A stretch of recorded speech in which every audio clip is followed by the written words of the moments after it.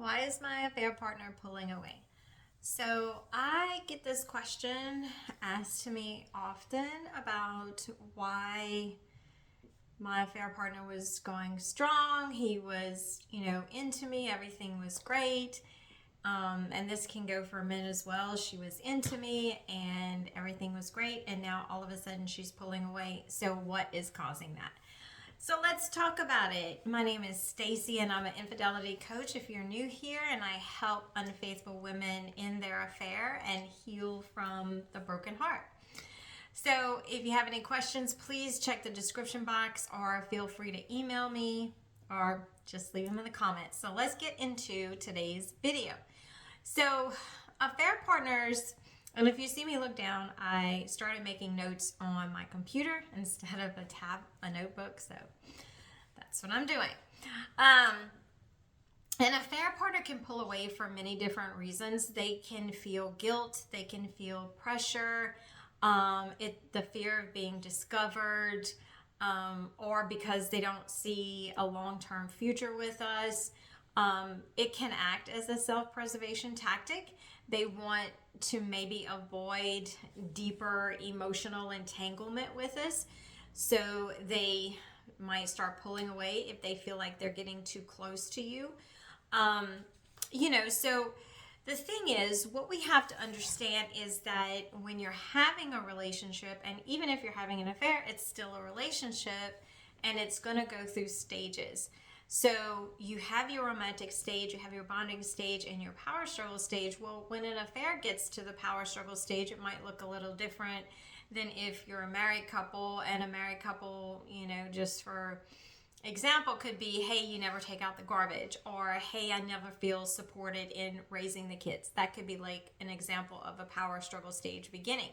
In an affair, it's a little bit different because it's more of, hey, are we going to be together? Can I see you more? Do we have a future together? If you tell someone that you're going to leave them and then nothing happens, and it's 6 months later and you still haven't, ended the marriage, then you start to get some pressure from, your partner, like, hey, I thought you said you was going to leave. So all of that can cause a person to start to withdraw from you, and just, it's the end of the relationship. It's starting to end for you guys. For me, when I think about when I started to pull away, I don't want to necessarily say he started to pull away because I was the one that ended the relationship.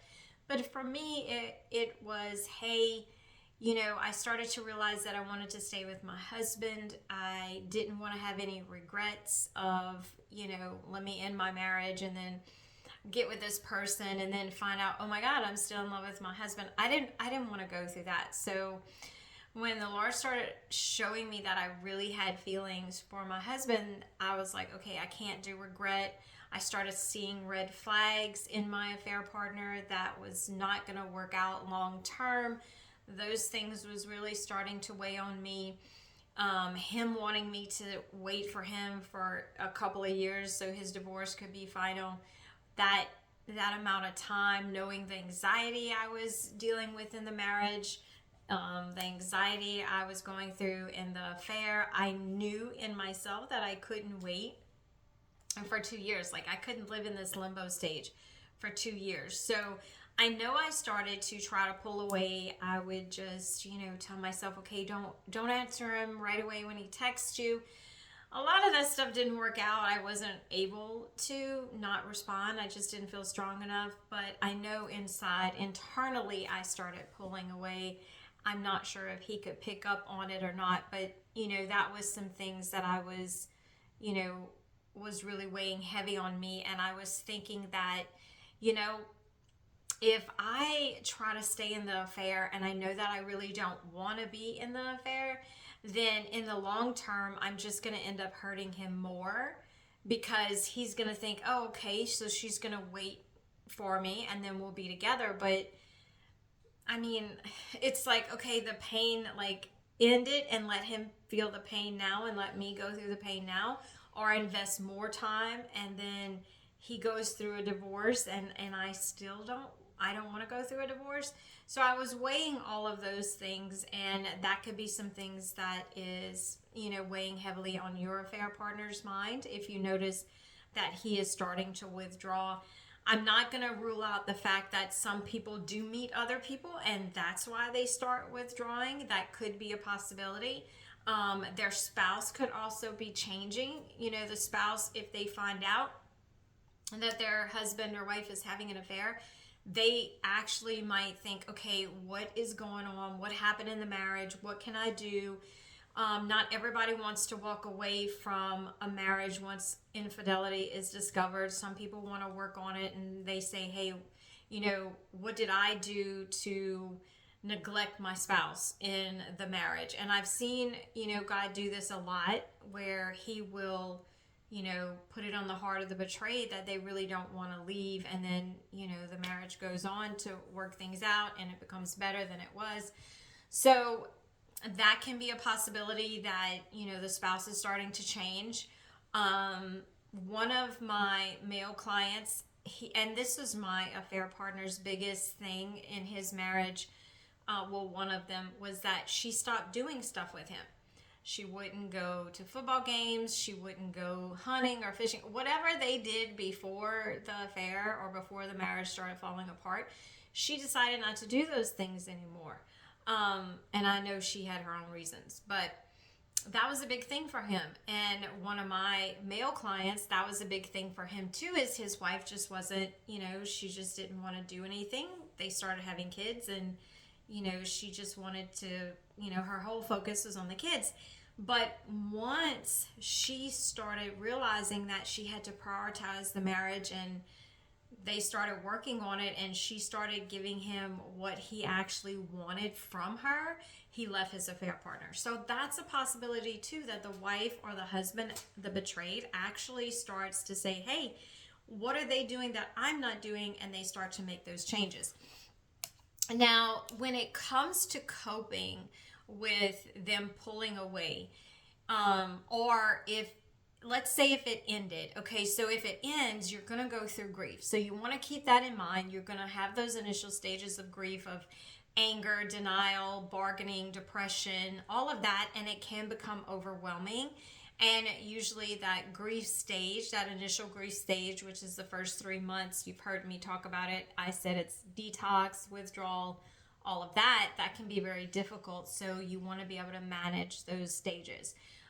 If your affair has ended, then check out my website, because I have a very short mini course of, it's your withdrawal plan. It's your affair ending plan. It's a 7-day plan, and it's going to help to prepare you for what is going to happen, or what you could be facing, like triggers, the grief, the sadness, the intrusive thoughts.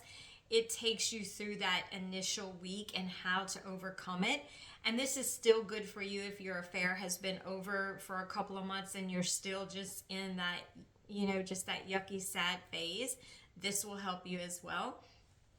I will leave the link down below if you want to check it out. It's inexpensive. It's like a couple of cups of coffee, and there you go. Okay, so if you're in that, one of my favorite things is journaling. I always say get out what is going on in your mind, because then you're freeing your mind of that space, and it can help prevent thought loops that we often get stuck in. You want to practice mindfulness, because sometimes we get in our head a lot, and we, we're not in the present, and that can cause us to experience a lot of overwhelm. So we want to be mindful and be present where we are. And of course, setting boundaries. Now, if it's just him pulling away and he's just giving you breadcrumbs, that's where you're going to want to think more about a decision on how you want to move forward, because nothing's going to change. I can tell you at this stage,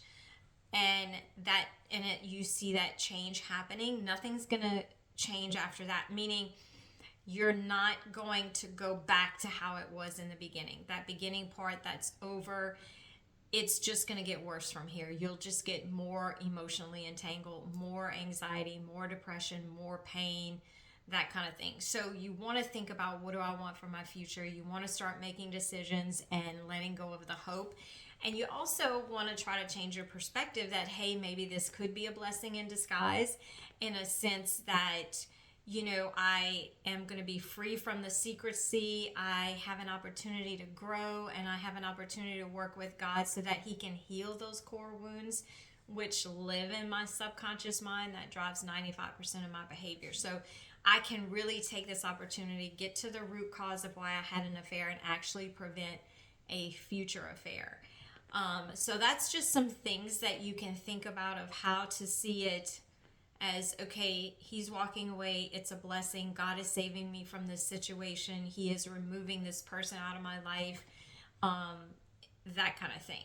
So if you do have any questions, like I said, leave them down below. I'm going to leave a link to your affair recovery plan, the first 7 days. And I hope that this video helped you, but just understand, please let go of the hope, because you're not going back to that exciting stage once you reach this level. Have a great day. Bye.